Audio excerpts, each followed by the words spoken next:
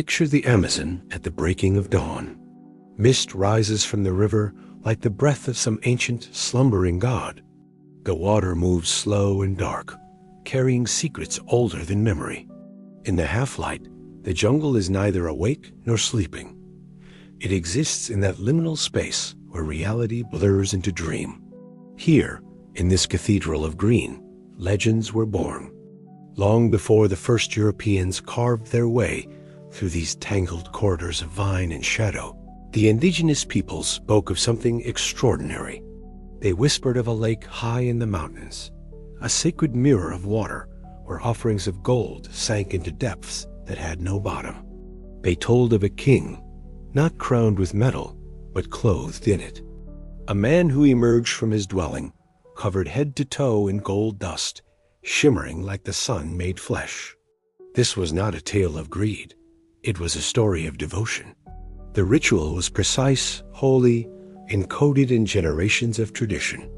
The new ruler would be prepared in darkness, his skin anointed with resin. Then, with the reverence reserved for the divine, his people would cover him in the finest gold dust, particles so light they floated in the air like pollen. He would board a raft woven from reeds, accompanied by priests and nobles, bearing emeralds, gold figurines, and offerings shaped by human hands for gods who never spoke but always listened. The raft would drift toward the center of the lake. Drums echoed from the shore. Flutes sang songs that predated language. And then, at the moment when the sun reached its zenith, the gilded king would slip into the water.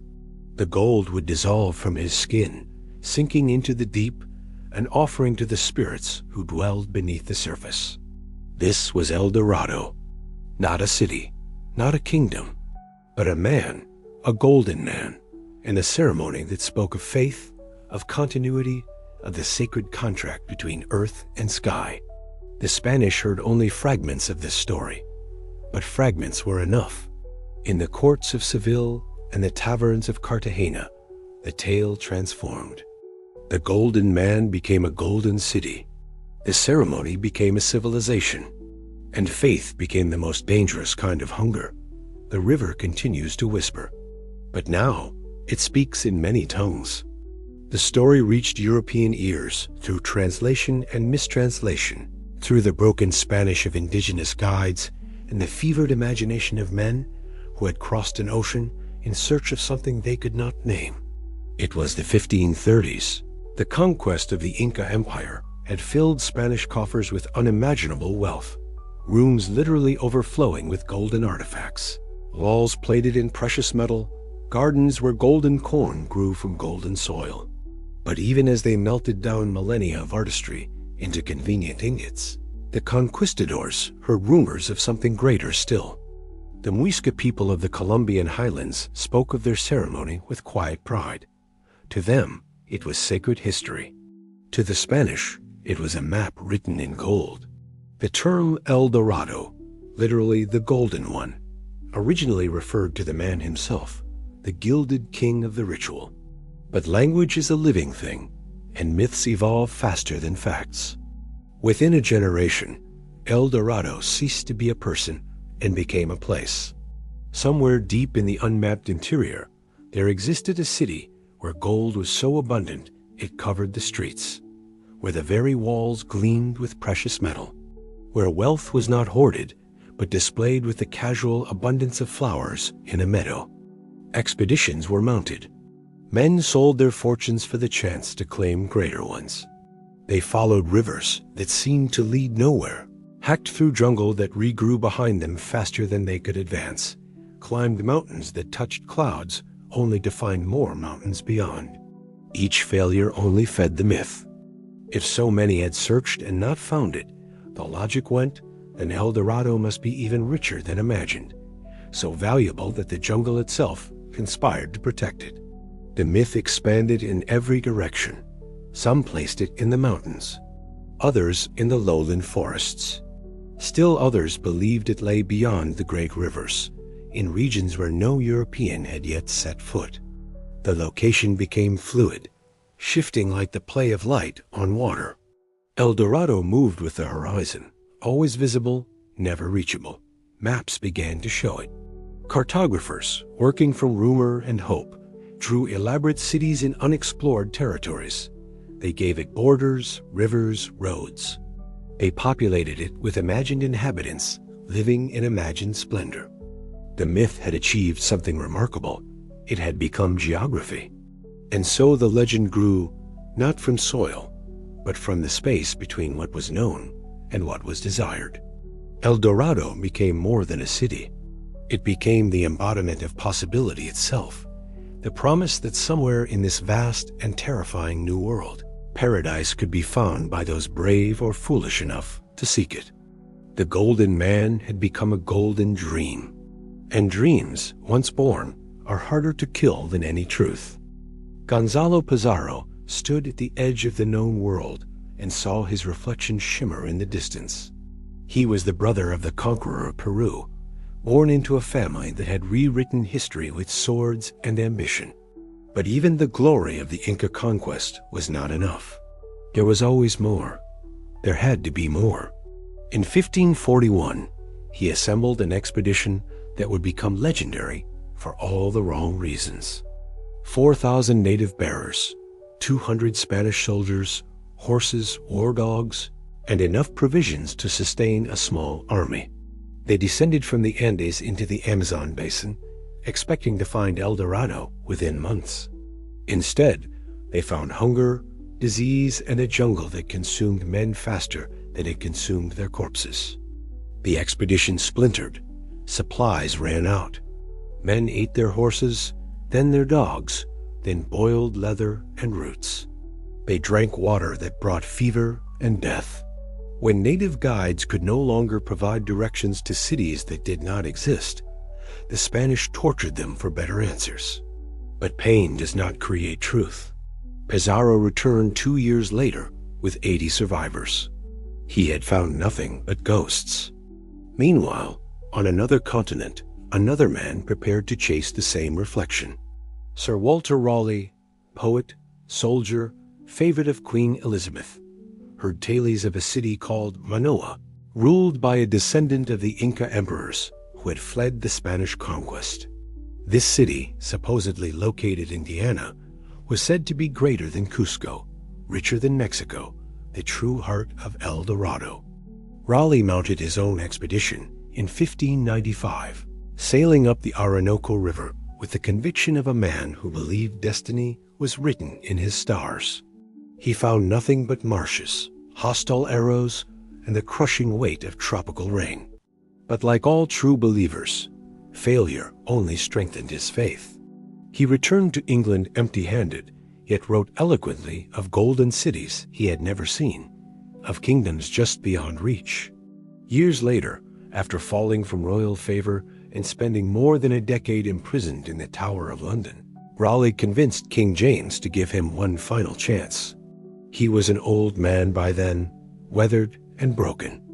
In 1617, he sailed again to South America, promising to return with enough gold to fund the English crown for generations. He returned with nothing. His son died in the venture. His reputation crumbled to dust. Shortly after his arrival in England, Raleigh was executed, not for his failure, but for defying royal orders during the expedition. What drove these men? Was it truly gold they sought, or something else entirely? El Dorado became a mirror, reflecting back whatever the seeker most desired. For Pizarro, it was glory to match his brothers. For Raleigh, it was redemption, a chance to reclaim a place in history. For others, it was escape, from poverty, from obscurity, from the limitations of their birth. The jungle showed them nothing but themselves. And in the end, that was the cruelest revelation of all. High in the Colombian Andes, there is a lake shaped like a perfect circle. Locals say it was formed when a meteorite struck the earth in ages beyond counting, leaving a wound that filled with water and became sacred. Modern geologists offer different explanations: volcanic calderas, tectonic shifts, the slow work of erosion. But the Muisca people knew what they knew. This was Lake Guadavita, the heart of the legend. The ritual that took place here was not a daily occurrence. It happened only when power changed hands, when a new ruler ascended to lead his people. Preparation took weeks, sometimes months. The chosen one would retreat into darkness, abstaining from salt, from chili, from the touch of women. His body was being transformed from flesh into symbol. On the appointed day, he would emerge. His attendants would cover his skin in sticky resin, and then the gold dust would be applied, layer after layer, until he gleamed like something not quite human. He was no longer a man. He was the sun-given form, the divine made visible. The raft that carried him was small but ornate, woven from totora reeds and laden with offerings. Golden figurines no bigger than a thumb. Emeralds pulled from the earth of nearby mines. Pieces of crafted metal, so fine they seemed to capture light and hold it. These were not random treasures, but prayers given weight, each object a specific plea or thanks directed toward the gods. As the raft moved toward the center of the lake, musicians on the shore filled the air with sound. Drums made from hollowed trees, flutes carved from bone and reed, the voice of hundreds chanting in rhythms that had been passed down through generations. The noise was not chaotic, but precise, a sonic architecture designed to open pathways between the human and the divine. At the lake's center, the raft would stop. The world would seem to hold its breath. And then the Golden King would step into the water. Imagine that moment, the cool shock of the lake against sun-warmed skin, the gold dust dissolving in swirls of light, the weight of offerings slipping from human hands into depths that had no floor. This was not loss. This was exchange. The gold did not disappear. It was transformed, accepted by forces that had no need of human wealth, but understood the language of sacrifice. Centuries later, Spanish entrepreneurs attempted to drain Lake Guatavita. They carved a notch into the crater rim, letting millions of gallons pour out. The water level dropped by 20 meters, exposing mud thick enough to swallow horses. They found some gold, a few figurines, some scattered fragments, but not enough to justify the effort. The lake refilled. In 1965, the Colombian government declared Lake Guatavita a protected cultural site. No more excavations. No more dreams of easy treasure. The lake was recognized for what it had always been, not a vault, but a temple. Today, tourists can walk the path to the crater's edge and look down into water that reflects the sky. Somewhere beneath that surface, offerings still rest in the mud, untouched by centuries. The gold that the Spanish so desperately sought was never meant to be found. It was meant to be given, and in the giving, it fulfilled its purpose completely. The circle of fire no longer burns, but the memory of light remains. Not all gold is silent. In the mountains and valleys of pre-Columbian Colombia, artisans created objects called tunjos, small votive figures fashioned from gold and copper alloys, usually no larger than a child's palm. They depicted humans, animals, and gods in forms both realistic and abstract. These were offerings left in caves, buried in tombs, or cast into sacred waters. But here is where the story becomes strange. Some tunjos, when analyzed by modern archaeologists, showed traces of meteoric iron, metal that had fallen from the sky. The ancient craftsmen had somehow incorporated fragments of meteorites into their golden offerings. Whether they understood the cosmic origin of this material is unknown, but they treated it with reverence. These pieces were not common. They were reserved for the most important rituals, the most significant prayers. Gold that had been touched by the stars. The Spanish who looted these treasures had no interest in their origin or meaning. Tunjos were melted by the thousands, rendered into shapeless ingots for easier transport and sale. Entire cosmologies disappeared into crucibles. Gods were reduced to their weight in ounces. Stories forged over centuries were undone in minutes. A few tunjos survived, hidden in collections or overlooked in the chaos of conquest. Museums now house them behind glass, labeled and cataloged. But even static and silent, they carry an eerie power. To hold one, if you ever could, would be to touch an object that bridges earth and sky, human hands and stellar fire. The gold that sang no longer makes a sound. But if you listen closely, you might still hear the echo of what it once meant. Not wealth, but wonder. The maps of the 16th and 17th centuries are exercises in hope and delusion. Blank spaces, and there were many, became canvases for imagination. Cartographers, working from the reports of explorers who had seen little and understood less, filled the voids with elaborate illustrations. Cities with grand towers, rivers flowing with gold, mountains that scraped the heavens. El Dorado appeared on these maps not as speculation, but as fact. It was drawn with borders, labeled with flourish, positioned with the confidence of something verified. Except it wasn't. Every expedition that set out to reach it came back empty-handed, if it came back at all. And yet the city simply moved. When explorers exhausted the highlands of Colombia, El Dorado shifted south. Perhaps it was in the Amazon basin. When the Amazon yielded nothing but fever and death, the city drifted east. Surely it lay in the unexplored regions of Guyana. When Guyana proved barren, the myth traveled west again.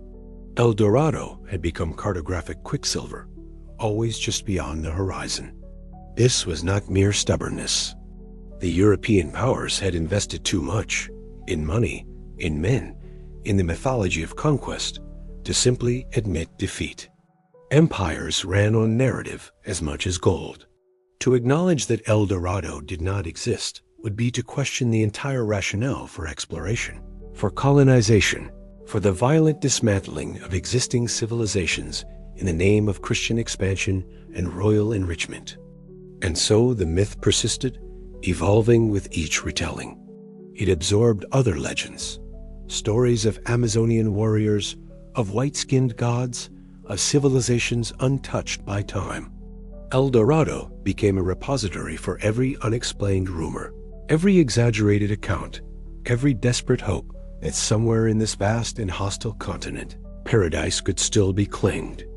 Meanwhile, the real kingdoms, the actual civilizations with their own cities, their own wealth, their own centuries of accumulated knowledge, were being systematically destroyed. The Muisca were conquered. The Inca fell. The Aztec crumbled under Spanish steel and European disease. Cities that had existed for generations were razed. Libraries burned. Oral histories were silenced. The irony is almost unbearable. Europe searched for a golden city that never existed while annihilating golden civilizations that did. El Dorado, in a sense, was the ultimate colonial fantasy. The idea that wealth could be taken without consequence, that paradise existed in a vacuum, unclaimed and waiting. It required the erasure of indigenous presence, the denial of complex societies that had shaped the landscape for millennia. The myth could only survive by ignoring reality. And ignore it they did. Expeditions launched well into the 19th century. Treasure hunters still search today, armed with metal detectors and satellite imagery, and the same stubborn belief that has fueled this quest for 500 years. The kingdom was never there, but the hunger for it carved scars into the earth that have yet to heal. Then, something extraordinary happened. In the early 21st century, archaeologists armed with new technology began to peer beneath the Amazon's green veil. LIDAR light detection and ranging sends laser pulses from aircraft, penetrating jungle canopy to map the earth beneath. What it revealed shook centuries of assumption. The Amazon was not pristine wilderness. It was not an untouched garden, inhabited only by small, scattered tribes. Beneath the trees lay the geometric footprints of cities, vast networks of earthworks, roads, plazas, and settlements that had supported populations numbering in the tens of thousands, perhaps more. In the Bolivian Amazon, researchers discovered remnants of urban centers surrounded by canals and causeways. These were not simple villages. but planned communities with sophisticated infrastructure. The scale was staggering. Some sites covered areas larger than many contemporary European cities. Further north, in the Brazilian Amazon, similar findings emerged. Massive geoglyphs etched into the landscape, geometric shapes, circles, and squares, visible only from above. These had been hidden for centuries beneath forest growth, but they told a story of a people who shaped the land with intention and artistry. The implications rippled outward. For generations, scholars had dismissed reports from early Spanish explorers who described densely populated riverbanks, cultivated forests, and thriving civilizations. These accounts were considered exaggerations, the fevered dreams of men driven mad by jungle heat. But the LiDAR data suggested something else. The explorers had told the truth. What happened to these cities? Why did they vanish so completely that even their memory faded? The answer lies in a catastrophe, almost incomprehensible in scale. When Europeans arrived in the Amazon, they brought with them diseases for which indigenous populations had no immunity. Smallpox, measles, influenza, typhus. These pathogens spread faster than the conquistadors themselves, racing along trade routes, devastating communities before a single Spanish soldier set foot in their territory. Epidemiologists now estimate that up to 90% of the indigenous population of the Americas died within a century of European contact. Entire civilizations collapsed not from conquest, but from contagion. Cities were abandoned. Agricultural systems failed. Knowledge held only in human memory disappeared with the people who carried it. The jungle, patient and relentless, reclaimed what had been taken from it. Within generations, the cities were swallowed. Roads vanished beneath vines. Plazas became forest floors. A landscape shaped by human hands for centuries returned to wilderness so thoroughly that later observers assumed it had always been so. But the ghosts remained, waiting beneath the soil. And now, with technology that would have seemed like sorcery to the conquistadors, we are beginning to see them again. Could these lost cities be the origin of the El Dorado legend? Perhaps indigenous guides, trying to explain their ancestors' achievements to uncomprehending foreigners, spoke of great civilizations that once flourished.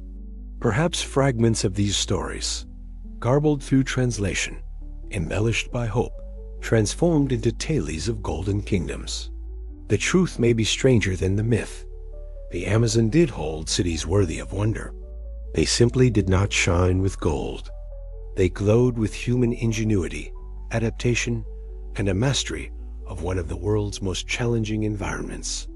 And in their own way, that is more miraculous than any legend. To understand El Dorado, you must first understand the Amazon itself, not as a location, but as a living entity that devours and preserves in equal measure. Imagine descending from the Andes into the basin. The air changes first, thin mountain cold giving way to thick humid heat that clings to skin like a second layer. Then comes the green. Not the manicured green of parks or farmland, but a green so intense it seems almost violent. Every surface is alive or covered by something that is. Moss drips from branches. Vines strangle trees in slow-motion warfare. Fungi bloom in colors that defy nature's usual palette. The rivers here are not mere water. They are highways, borders, gods. The Amazon itself, the river, not the forest, carries more water than the next 7 largest rivers combined. It moves with the weight of continents, reshaping geography with every flood season. To travel these waters is to surrender to forces beyond human scale. But the Amazon is also remarkably fragile. The soil beneath the towering trees is thin, nutrient-poor.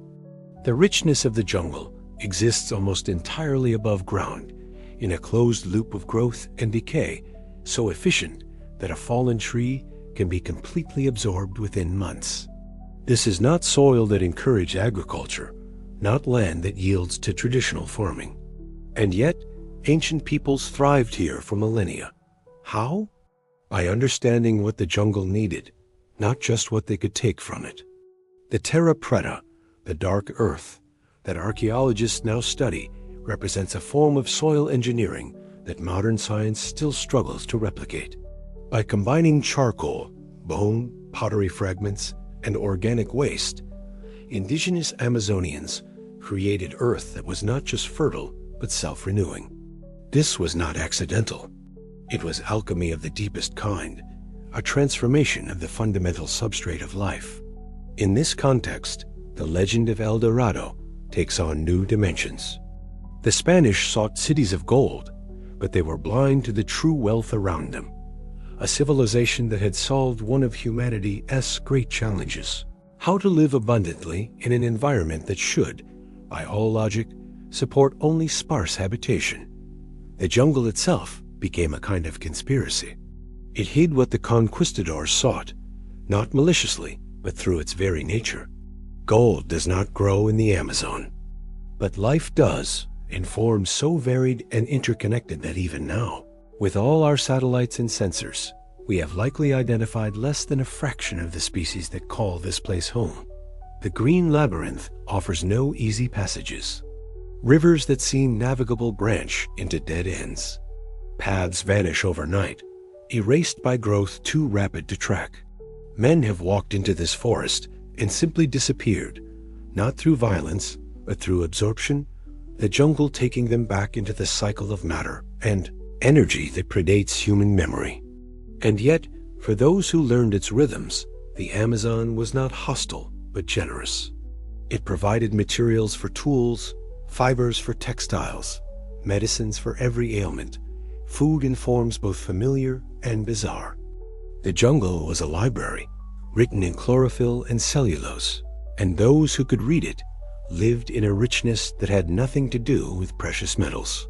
Perhaps that is the final irony of El Dorado. The Spanish sailed across an ocean and hacked through deadly forests searching for a city of gold. All the while, they were standing in the greatest treasure on earth, a living system of such complexity and abundance that it defies simple valuation. The jungle keeps its secret still. Beneath the canopy, in clearings not yet mapped, in valleys where no satellite has looked, there may yet be ruins waiting. Not golden cities, but something better. Evidence of human adaptability, ingenuity, and the eternal drive to build something beautiful in even the most challenging environments. The Green Labyrinth does not give up its treasures easily, but for those patient enough to listen, it never stops teaching. The indigenous peoples of the Amazon did not write in the way Europeans understood writing. They had no stone tablets, no great libraries, no bound volumes of history, but they were not without language. They spoke in smoke and silence, in the way certain trees were planted, in songs that carried information across generations. These were oral cultures, but oral does not mean simple.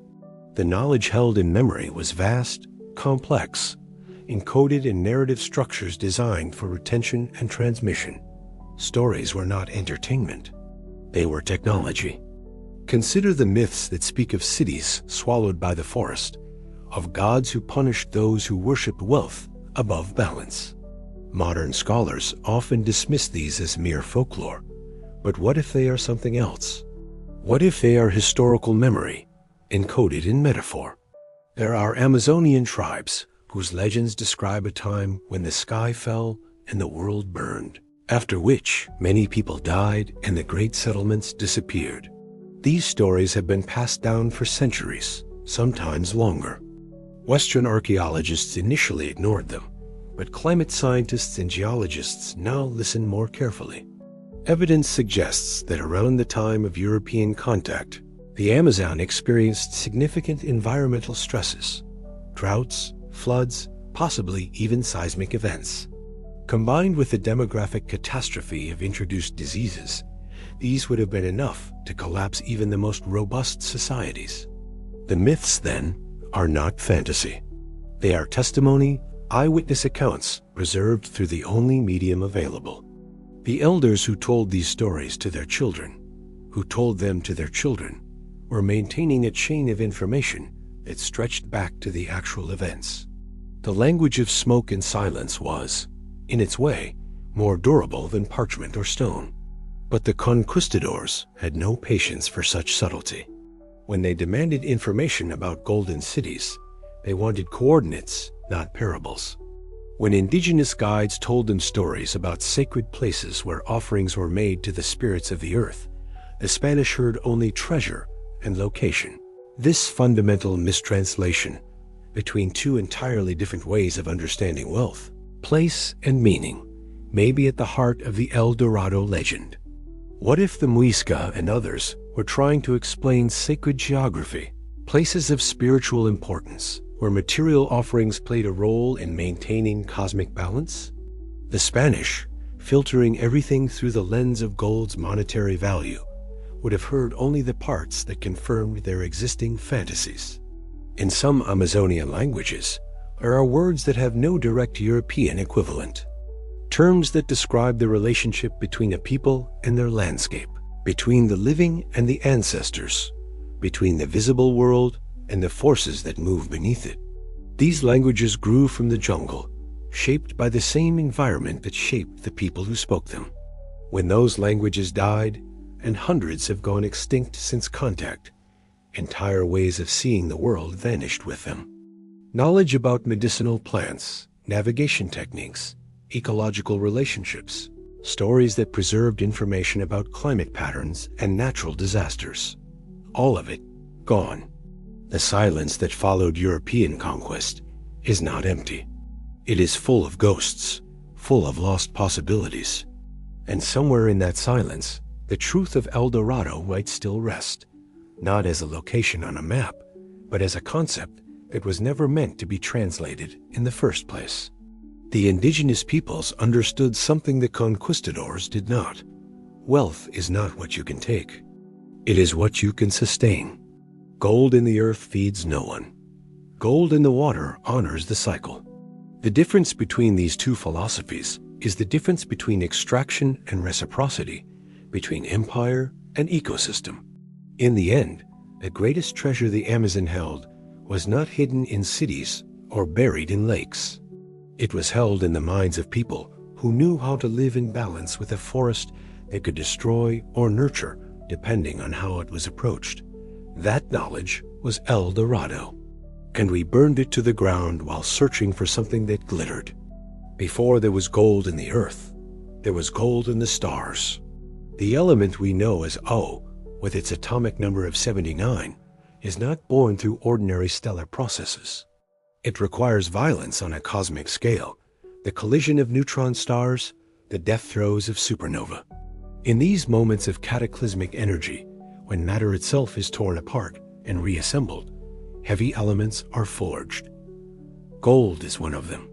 When our solar system was still a cloud of dust and gas, it contained the remnants of such explosions. Gold atoms drifted through the void, debris from stellar corpses. They coalesced with other matter, forming the planets. Most of the Earth's gold sank to the core during the molten early ages, pulled down by its density. What remains near the surface arrived later, delivered by asteroids during the period of heavy bombardment. Every piece of gold ever held by human hands is, quite literally, stardust. The wedding ring, the Olympic medal, the gilded king on his raft, all made from matter forged in stellar fire. Perhaps this is why gold has always fascinated us. On some unconscious level, we recognize it as foreign, as not of this world. It does not rust, does not corrode, does not succumb to time the way iron or copper or even silver does. It is immortal, or as close to immortality as matter gets. Ancient peoples noticed this. They did not have atomic theory or spectroscopy, but they understood that gold was different. In Peru, the Inca called it the sweat of the sun. In Egypt, it was the flesh of the gods, particularly Ra, the sun deity.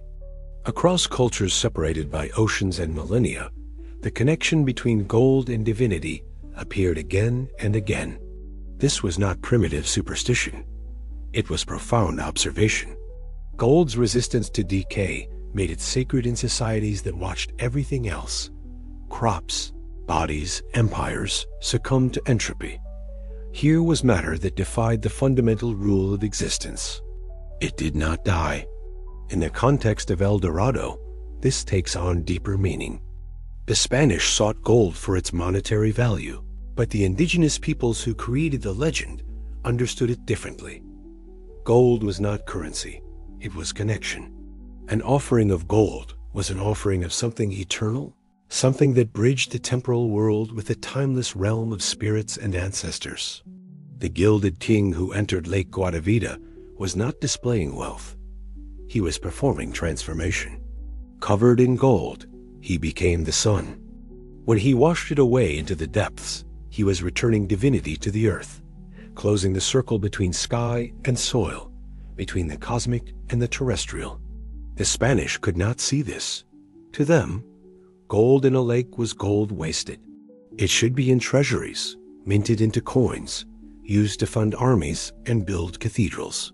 The idea that gold could have purpose beyond ownership was incomprehensible. And yet, indigenous wisdom held a truth that modern science has only recently begun to appreciate. Everything is connected. The gold in the earth came from the stars. The stars were born from the same primordial matter that formed our bodies. We are not separate from the cosmos. We are its children, made from its substance, shaped by its laws. Gold is the blood of the earth, and the earth is the child of the stars. To offer it back to the water, to the soil, to the sacred places where the boundary between worlds grows thin, this is not waste, it is completion. It is recognizing that wealth is not linear, not something to be accumulated endlessly, but cyclical, meant to flow and return. The conquistadors took the gold and broke the cycle. They extracted without replenishing. They severed the connection between matter and meaning. In doing so, they impoverished themselves far more than they enriched their coffers. Centuries later, we still struggle with this lesson. We still mine and extract and hoard, believing that value lies in possession rather than circulation, in ownership rather than stewardship. The golden blood of the earth still flows, but we have forgotten how to read its language. We see only the glitter, not the story it tells, of stars dying so that planets could live, of life emerging from cosmic catastrophe, of circles that must complete themselves or become spirals into void. El Dorado was never about finding gold. It was about understanding what gold means. And in that understanding, we failed completely. There is something uncanny about gold's permanence. A golden artifact from the pre-Columbian era, buried in mud for 1,000 years, emerges gleaming as though it were crafted yesterday. No oxidation, no decay. The same atomic structure, unchanged by centuries of chemical assault from water, soil, and microorganisms. This is not magic, though it might as well be. Gold's electron configuration makes it remarkably stable. It resists reacting with oxygen, with moisture, with almost everything that would degrade other metals. Silver tarnishes. Copper turns green. Iron rusts into dust. But gold remains. The Inca artisans who hammered gold into sheets thin enough to ripple like fabric, or cast it into figurines small enough to fit in a child's palm, were working with a material that would outlive them by millennia. They knew this. The imperishability of gold was central to its sacred meaning. Modern metallurgists have studied pre-Columbian goldwork and found it to be extraordinarily sophisticated. The alloys used, combinations of gold with copper, silver, and sometimes platinum, were carefully calibrated for color, workability, and symbolic resonance. Different hues had different meanings. Reddish gold, achieved by alloying with copper, evoked blood and life force. Pale gold suggested moonlight and the feminine divine. These artisans had developed techniques that European goldsmiths would not master for centuries. They used depletion gilding, a process where copper is chemically removed from the surface of an alloy, leaving a thin layer of pure gold over a stronger copper core. The result looks like solid gold, but uses less of the precious metal. They also created tambaga, an alloy that could be worked cold and shaped with precision. Jewelry made from tambaga was lightweight yet durable, intricate yet strong. When the Spanish melted these pieces, they destroyed not just art, but technology, knowledge encoded in physical form. In the ruins of Machu Picchu, archaeologists have found gold ornaments still attached to mummies, the metal unaffected by altitude, humidity, or time. The bones have degraded. The textiles have mostly disintegrated. But the gold? Perfect, untouched, eternal. This quality, this refusal to succumb to entropy, is why gold became associated with the divine. Gods do not age. Gods do not decay. Neither does gold. In the Amazon, in highland lakes, in tombs scattered across a continent, gold artifacts rest in the dark. Some will be found, most will not. But whether they are discovered or remain hidden, they will endure. 1,000 years from now, 10,000, they will still gleam. The sun metal does not rust. It does not forgive, and it does not forget. In the mid-16th century, Spanish explorers traveling down the Amazon River sent back reports that seemed too fantastic to believe. They described vast settlements lining the riverbanks, cities that stretched for miles, plazas filled with people, ceramics of remarkable quality, and a civilization called the Omagua that controlled large swaths of the river's course. One chronicler, Gaspar de Carvajal, wrote in 1542 of settlements so large that they made the river appear as a cityscape. He described organized towns, abundant food supplies, and a population that dwarfed anything the Spanish had encountered in the jungle interior. The Omagua, he claimed, were a prosperous riverine people, skilled in navigation and agriculture, masters of the flooded forests. Later expeditions found nothing. The great settlements had vanished. The Omagua, if they had ever existed in the numbers described, were gone. By the 17th century, European travelers reported only scattered small villages, sparse populations, and no evidence of the grand urban centers Carvajal had written about. For centuries, historians dismissed Carvajal's accounts as exaggeration or outright fabrication. Surely, they reasoned, the Amazon could not support large populations. The soil was too poor, the environment too hostile. Carvajal must have been mistaken, or lying to embellish his own adventures. But then the archaeology began to tell a different story. Excavations along the Amazon's floodplain revealed massive midden deposits, layers of discarded pottery, animal bones, and organic refuse that indicated long-term, large-scale habitation. Some of these middens were meters deep, representing centuries of continuous occupation. The ceramics found within were sophisticated, decorated with intricate designs, produced in quantities that suggested specialized craft production. Further investigation uncovered evidence of causeways, fish weirs, and raised agricultural fields. These were not the marks of scattered hunter-gatherers, but of organized societies with surplus production, labor specialization, and centralized planning. The Omagua had been real. Carvajal had told the truth. So what happened? Why did a civilization capable of supporting tens of thousands simply disappear within a generation or two? The answer, once again, is disease.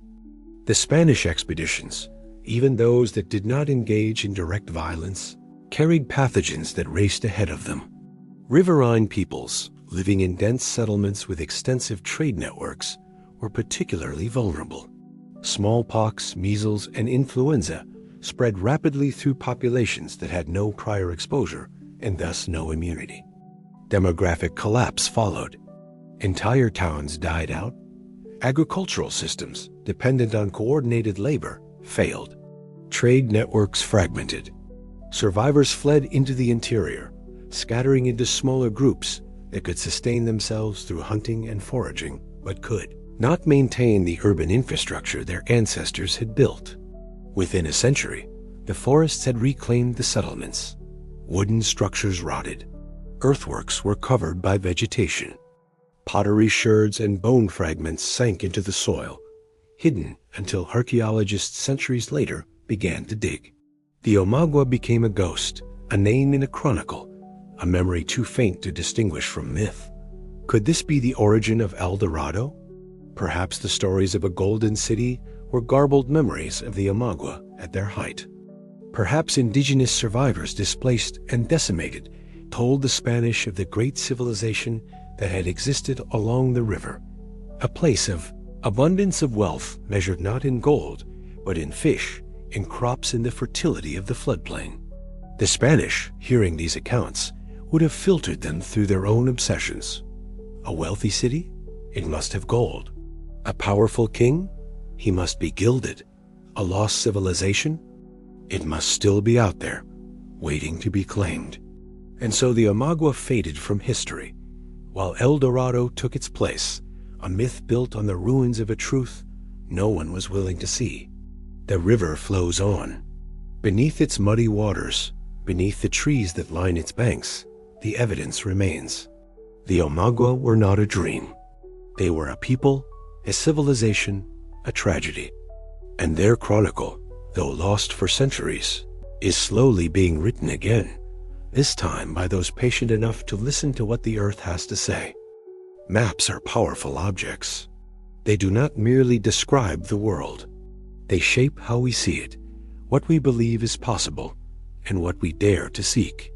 In the 16th and 17th centuries, European cartographers faced a peculiar problem. The Americas were vast, largely unexplored, and filled with rumors that could not be verified. Yet maps were in demand, by monarchs funding expeditions, by explorers planning routes, by merchants dreaming of trade. So cartographers improvised.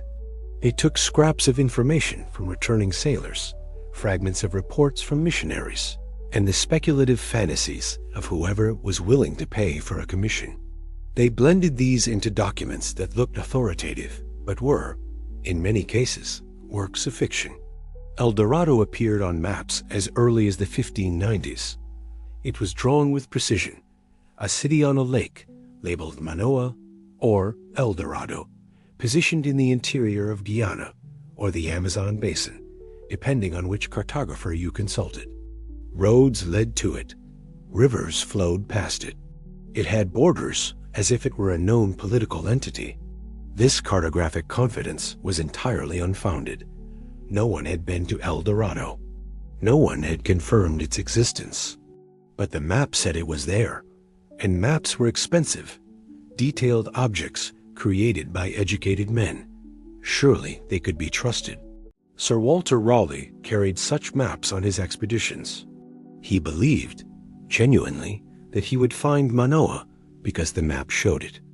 When he failed, he assumed he had simply taken the wrong route. The city must be a bit further inland. The river must bend differently than expected. The map was not wrong. He was. This is the cartographer's curse. A map, once drawn, becomes its own kind of reality. People stop questioning whether the place exists and start arguing only about how to get there. El Dorado moved across these maps like a chess piece. When one region was thoroughly explored and found wanting, cartographers simply relocated the city. It migrated south, then east, then west again. Each new map reflected not discovery, but displacement, the dream shifting to wherever the light of knowledge had not yet penetrated. There is a psychological term for this: confirmation bias. We see what we expect to see. Explorers setting out to find El Dorado interpreted every indigenous report, every glint of mica in river sand, every distant mountain, as evidence that they were close. The city was always just beyond the next ridge, just downriver, just past the next season's floods. Maps codified this hope. They gave it coordinates and boundaries. They made the myth mappable, and in doing so, made it seem inevitable that someone would eventually arrive. But the curse worked in reverse as well. As the blank spaces on maps filled in, as surveying techniques improved, as satellite imagery removed the last mysteries from the globe, El Dorado had nowhere left to hide. The dream collapsed under the weight of empirical reality.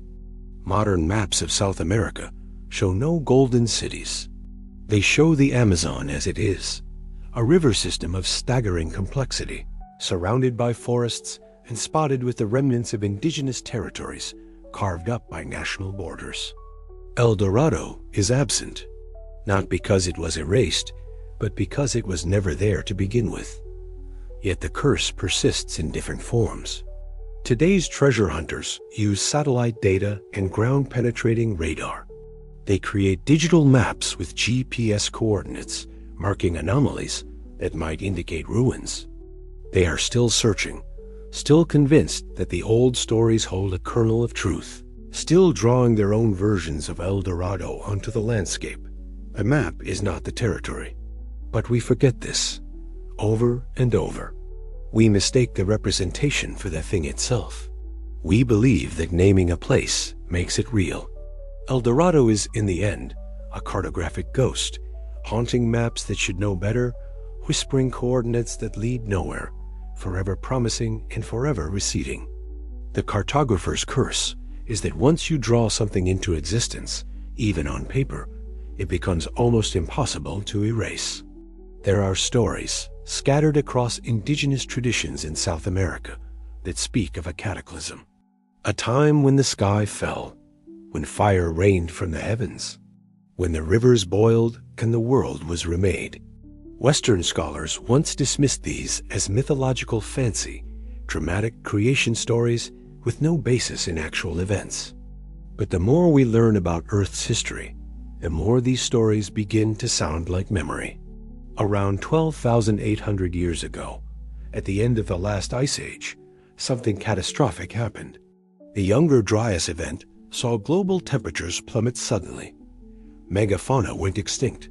Human populations crashed. The cause is still debated, but one hypothesis involves a cosmic impact, an asteroid or comet that exploded over North America, triggering massive firestorms, floods, and climate upheaval. Evidence supporting this theory is contentious, but growing. Sediment layers from this period contain elevated levels of platinum group elements, which are rare on Earth's surface, but common in asteroids.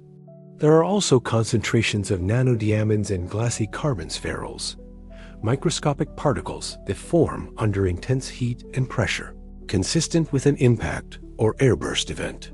If such an event occurred, it would have been witnessed by humans living in the Americas, and they would have passed down the memory the only way they could, through story. Could later cataclysms have also been recorded? There is evidence of volcanic activity in the Andes around the time of European contact. Eruptions that would have filled the skies with ash, blocked sunlight, caused crop failures, and contributed to societal collapse. Indigenous accounts of fire from the heavens and days of darkness align eerily with volcanic winter scenarios. Then there's the psychological dimension. Societies that experience sudden, traumatic collapse tend to encode that trauma in their mythology. The fall of a great city, the death of thousands, the end of a way of life, these become the fall of the sky, the anger of the gods, the world swallowed by shadow. If the Omagua and other Amazonian civilizations did collapse in the 16th century, the survivors would have been left with a landscape of ghosts. Empty settlements, fields returning to forest, the absence of the familiar. How would they explain this to their children? Perhaps they would say the gods were displeased. Perhaps they would say the sky had fallen. And perhaps, in some garbled translation through Spanish intermediaries, these stories contributed to the El Dorado legend, a great civilization that vanished, a city swallowed by divine retribution or natural disaster, a place that existed once but could no longer be reached. There's a poignant irony here. The Spanish sought a city untouched by time, preserved in golden perfection. What they were actually chasing were the echoes of societies that had died catastrophically, often as a direct result of European arrival. El Dorado was not waiting to be found. It was already gone.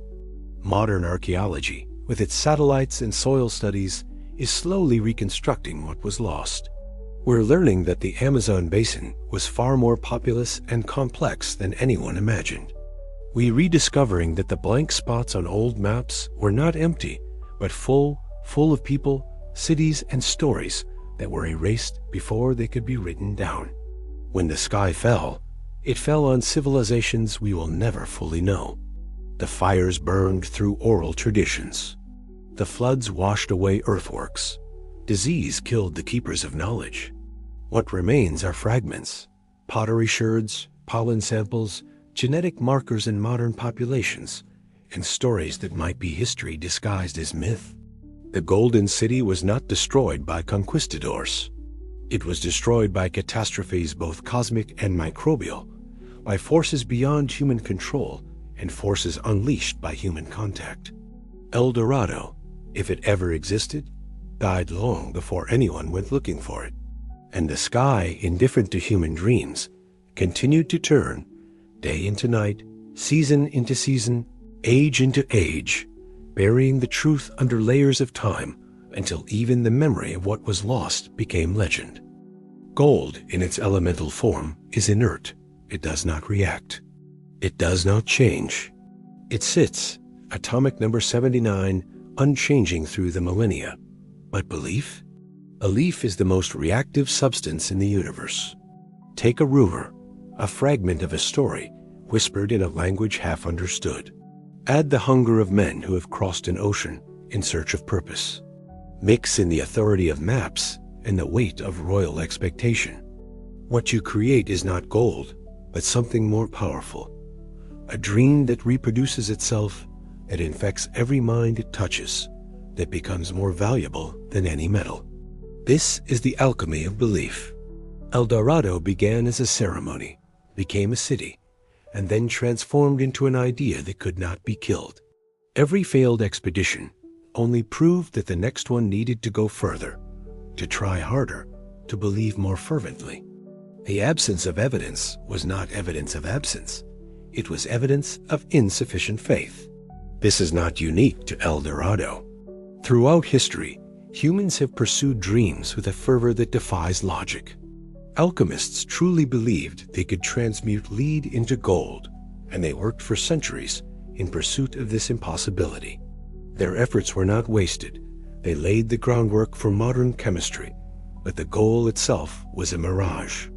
Similarly, the search for El Dorado drove exploration, mapping, and the slow, if violent, documentation of South American geography. The myth was productive, even if it was false. But there's a darker side to this alchemy. Belief can transform not just perception, but reality. The Spanish believed indigenous people were obstacles to gold, and so they became obstacles to be removed. They believed the jungle was empty of value, except for what it might hide, and so they extracted and destroyed without seeing what was actually there. Belief creates reality by destroying alternatives. If you believe something strongly enough, you will arrange the world to match that belief, even if it requires violence. El Dorado as an idea was worth more than any actual city could have been. It justified conquest. It sustained hope during years of suffering. It gave meaning to lives that might otherwise have been spent in obscurity. Men died believing they were on the verge of greatness, mere miles from a city that would immortalize their names. This is the cruelest alchemy, the transformation of human life into the fuel for a dream. And yet, we cannot entirely condemn it. Without belief, without the capacity to imagine things that do not yet exist, there is no progress, no art, no civilization. The same mechanism that created the El Dorado myth also created cathedrals, symphonies, and the scientific method. Belief is a tool, and like all tools, it can build or destroy depending on the hand that wields it. In the end, El Dorado teaches us that what we believe shapes what we seek, and what we seek shapes what we become. The conquistadors sought gold and became murderers. Scientists seeking knowledge about lost civilizations became archaeologists. Storytellers seeking meaning became chroniclers of human folly and wonder. The city was never real, but the belief in it, That was as real as stone, as heavy as gold, and far more enduring. Alchemy is not the transformation of lead into gold. It is the transformation of belief into reality. And in that sense, El Dorado was the greatest alchemical work ever attempted, a city forged entirely from faith, sustained for centuries by nothing more substantial than hope. It never existed, but it changed the world. The Amazon forgets nothing. It only appears to. When archaeologists began studying the soils of the Amazon basin in earnest, they found something strange. In certain areas, particularly near ancient settlement sites, the earth was different. It was darker, richer, thicker with organic matter. This was not natural forest soil, which is typically thin and nutrient poor. This was something else. They called it terra preta black earth. Chemical analysis revealed that terra preta was man-made, a type of soil engineered by indigenous populations over centuries. It contained charcoal, bone, pottery fragments, compost, and other organic materials, all mixed and worked into the ground in ways that created a self-sustaining fertility. Unlike natural soil, which depletes over time, terra preta seemed to regenerate. Nutrients were not washed away by rain or consumed by crops. They cycled back, held in place by the charcoal matrix. Modern agronomists have tried to replicate terra preta and found it remarkably difficult. The process involves more than just adding charcoal to soil. It requires a specific balance of materials, maintained over time, with an understanding of microbial ecology that even contemporary soil science struggles to match. And here's the eerie part. Terra preta is still active. Deposits that are hundreds, even thousands of years old, continue to support plant growth far beyond what the surrounding jungle soil can manage. The soil remembers how to be fertile, even after the people who created it are gone. This is the jungle's memory, not held in neurons or written in books, but encoded in the earth itself. A physical landscape carries information about the people who shaped it. Terra preta is a kind of text written in carbon and calcium, telling a story of civilization that conventional history missed. Estimates suggest that as much as 10% of the Amazon basin may contain terra preta deposits. If true, this means that vast areas currently considered pristine wilderness were once inhabited, cultivated, and managed by humans. The untouched Amazon is, in many places, a garden gone wild. This reframes everything. The jungle that swallowed El Dorado was not an enemy to civilization. It was a partner, shaped and reshaped by human hands for millennia. The catastrophe was not the jungle's victory over humanity, but the collapse of a reciprocal relationship. When the populations crashed due to disease, the jungle did not invade. It simply continued its work, reclaiming what had been temporarily carved out. Trees grew through abandoned plazas. Vines covered irrigation channels. But beneath the surface, the memory remained, dark earth, pregnant with the potential to bloom again. In some areas, indigenous communities still live on terra preta. They farm it, maintain it, add to it. The knowledge was not entirely lost. It was preserved by those who survived. But much of it is fragmentary, oral, threatened by the same forces that endanger the forest itself. Logging, mining, agricultural expansion by outsiders who do not know the soil's history and do not care to learn. The jungle's memory is also a warning. It shows what can be built and how quickly it can vanish. It demonstrates that complexity is not proof against collapse, that even sophisticated civilizations can be erased by forces they cannot control. But it is also a promise. Memory, once embedded, is difficult to destroy completely. Even centuries later, even millennia later, the earth remembers. And if we are willing to learn its language, to read the stories written in soil, in pollen, in the distribution of tree species, we can recover some of what was lost. El Dorado, the city, does not exist. But the evidence of civilizations that could have inspired the myth is everywhere, hidden in plain sight, waiting beneath the green. The jungle has not forgotten. It has simply waited for someone capable of remembering with it. In the 1990s, a farmer in the Brazilian Amazon noticed something odd. One corner of his field grew crops far better than the rest. The plants were taller, healthier, more resistant to pests. The yield was double or triple what he got from neighboring plots. He had stumbled onto a deposit of terra preta. Curious, he began experimenting. He dug up some of the dark soil and spread it on his less productive fields. Remarkably, the effect spread. The terra preta seemed to infect the surrounding soil with fertility, transforming poor earth into rich earth over the course of just a few growing seasons. This should not be possible. Soil does not normally behave like a living system that propagates itself. But terra preta does. The charcoal in the soil acts as a habitat for beneficial microorganisms, bacteria, fungi, archaea that colonize it and create a stable, nutrient-rich environment. When terra preta is mixed with regular soil, these microorganisms spread, carrying the fertility with them. Scientists have tried to understand the exact mechanisms involved. They've studied the particle size of the charcoal, the pH balance, the ratios of nitrogen and phosphorus. They've cultured the bacteria and sequenced their genomes. And while they've learned a great deal, no one has yet been able to create terra preta that functions exactly like the ancient deposits. There's something missing, some subtle balance, some technique that was encoded in practice rather than theory, and was lost when the people who knew it died. But the terra preta itself endures. Farmers across the Amazon now seek it out, recognizing the dark earth as a valuable resource.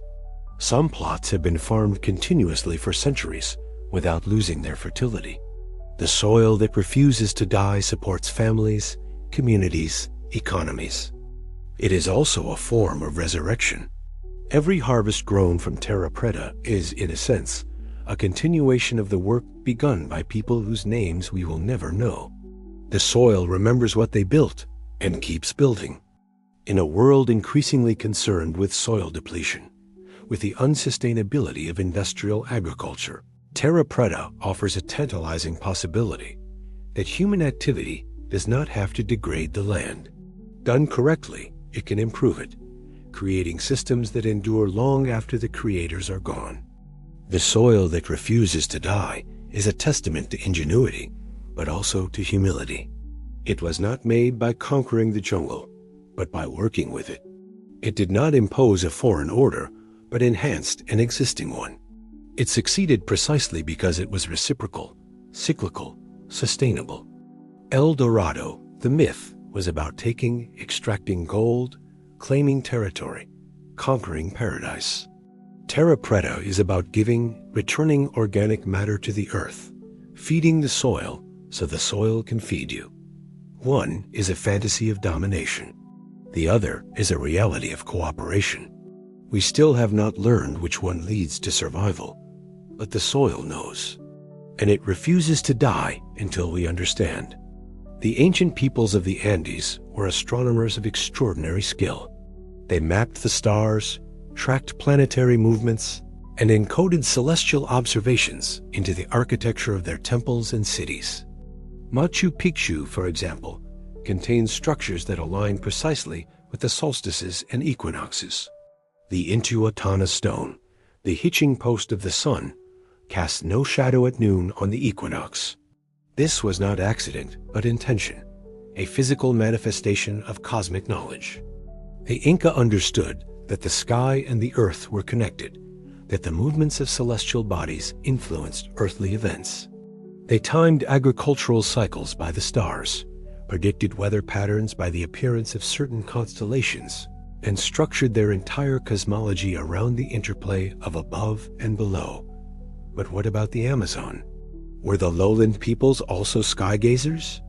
Recent research suggests they were. Geoglyphs discovered in the Brazilian Amazon show geometric precision that implies knowledge of mathematics and possibly astronomy. Some of these earthworks align with solstice sunrises or the positions of prominent stars. The structures are too consistent, too carefully oriented to be random. Indigenous oral traditions also speak of the stars in terms that suggest deep observation. The Tucano people, for instance, have a complex astronomical system that tracks the movement of the Pleiades, linking it to seasonal flooding and fish migrations. The Barasana associate constellations with mythological events that encode information about climate and ecology. Could early Amazonian civilizations have built cities aligned with celestial patterns? Might the golden city that explorers sought have been a place where Earth mirrored sky, where architecture reflected cosmic order? There is precedent for this. Across the ancient world, in Egypt, Mesopotamia, Mesoamerica, China, civilizations built sacred structures aligned with stars, planets, and solar events. This was not mere superstition, but a sophisticated understanding that human activity existed within a larger cosmic context. If such a city existed in the Amazon, it would have been destroyed by the same forces that erased the Omagua and other river societies.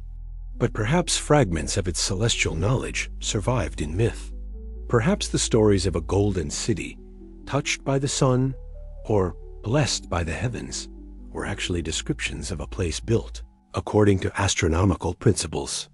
The Milky Way, called the River of Stars by many Amazonian tribes, was seen as a celestial mirror of the Amazon River. Some groups navigated by it, using the position of the galactic center to orient their travels. If a city was built to align with the Milky Way, it would have been understood as a sacred site, a place where the earthly river met the sky river. Gold, in this context, takes on additional meaning. As the metal of the sun, it would have been used in structures oriented towards solar events. A temple plated in gold, facing the sunrise on the summer solstice, would have blazed with light, a terrestrial star answering its celestial counterpart. The Spanish, seeking El Dorado, may have been chasing distorted memories of such a place, a city that glowed, a city touched by divinity, a city that connected earth and sky. We will likely never know for certain. The evidence, if it existed, is buried under centuries of vegetation and soil. But the echoes remain in myths, in alignments discovered by archaeologists, in indigenous knowledge that still looks to the sky for guidance. The stars do not care about gold, but they have always cared about those who look up and wonder. Perhaps El Dorado was not a place to be found, but a vision to be remembered, a dream of harmony between humanity, earth, and cosmos. And perhaps that dream, more than any physical city, is what the legend was trying to preserve.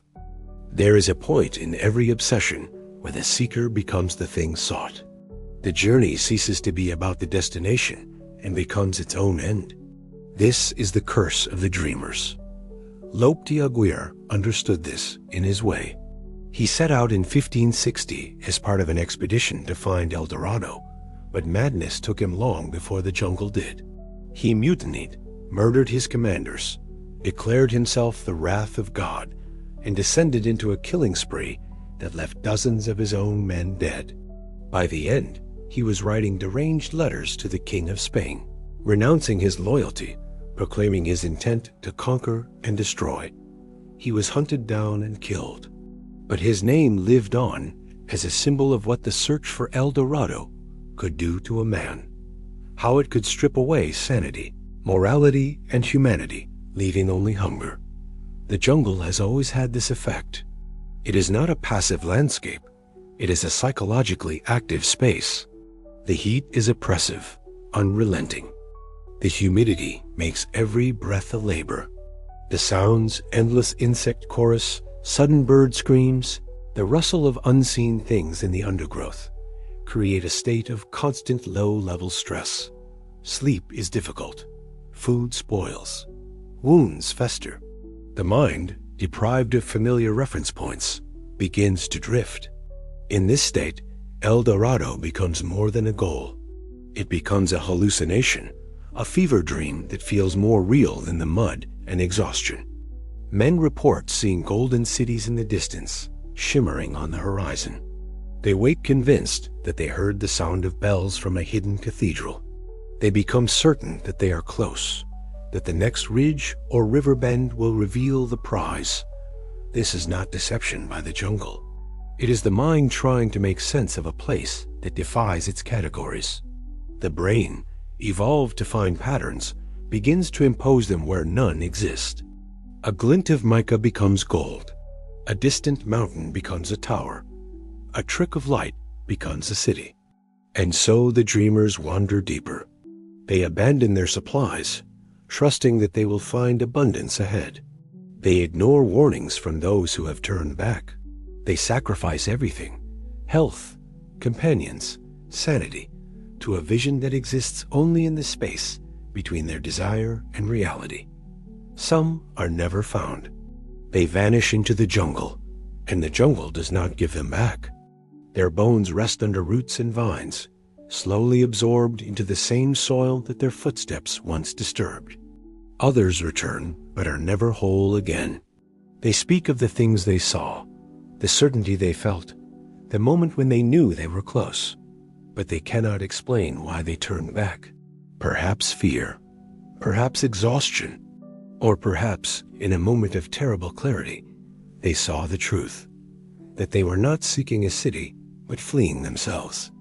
The curse of the dreamers is this: the thing you seek becomes a mirror. If you search with greed, you find only emptiness. If you search with hope, you find only despair. If you search for meaning, you find only the echo of your own questioning. El Dorado never offered answers. It only reflected questions back, amplified and distorted, until the seeker could no longer tell the difference between the quest and the delusion. And yet, people continue to search. With drones and satellites, with metal detectors and sonar, they comb the Amazon, convinced that technology will succeed where faith failed. They do not see that the curse is not in the jungle, but in the seeking itself. To dream is human. To pursue a dream to the point of self-destruction is also human. El Dorado asks us, where is the line between noble aspiration and fatal obsession? At what point does the dreamer become the dream's victim? The jungle has no answers. It only watches, patient and indifferent, as another generation of seekers arrives, certain that they will be different, that they will be the ones to finally succeed. And the vines continue to grow, and the rivers continue to flow, and the golden city continues to shimmer, always just out of reach, always calling, always cursed. What if El Dorado was never meant to be found because it was never meant to be a place? Consider this. Every culture, in every age, has imagined a paradise. The Greeks had Elysium. The Christians have heaven. The Buddhists speak of pure lands. The Norse dreamed of Valhalla. These are not locations in the geographical sense. They are states of being, ideals made tangible through story. El Dorado, perhaps, belongs to this tradition. It is not a city on a map, but a city in the heart, a metaphor for perfection, for the place where suffering ends and joy is eternal. The gilded king on his raft was not hoarding wealth. He was shedding it, releasing it, allowing it to sink into the depths as a gesture of faith. The ceremony was not about possession, but about letting go. In this interpretation, El Dorado is the state achieved when you relinquish your attachment to gold, to power, to the material world. This was incomprehensible to the conquistadors. They saw only the gold disappearing into water and called it waste. They could not conceive that the ritual itself was the treasure, the act of offering, the moment of transformation, the alignment of human will with divine order. But the deeper myth persists. Even today, stripped of its literal trappings, El Dorado represents something we all seek. A place where life is richer, where beauty is abundant, where we are free from the compromises and disappointments of the ordinary world. We call it by different names now. Some seek it in career success, believing that the right job will bring fulfillment. Others chase it through relationships, convinced that the perfect partner will complete them. Still others pursue it through travel, through art, through substances that promise transcendence. But the pattern is the same. We believe that somewhere, out there or inside ourselves, there is a golden city, a state of existence where everything aligns, where we finally become who we were meant to be. And like the conquistadors, we often destroy ourselves in the pursuit. The paradox is that El Dorado cannot be reached through seeking. It can only be found by those who stop searching. This is the secret hidden in the myth. The city appears when you relinquish the quest. The gilded king does not find gold in the lake. He finds it in the act of letting it go. He becomes El Dorado by ceasing to cling to what he is.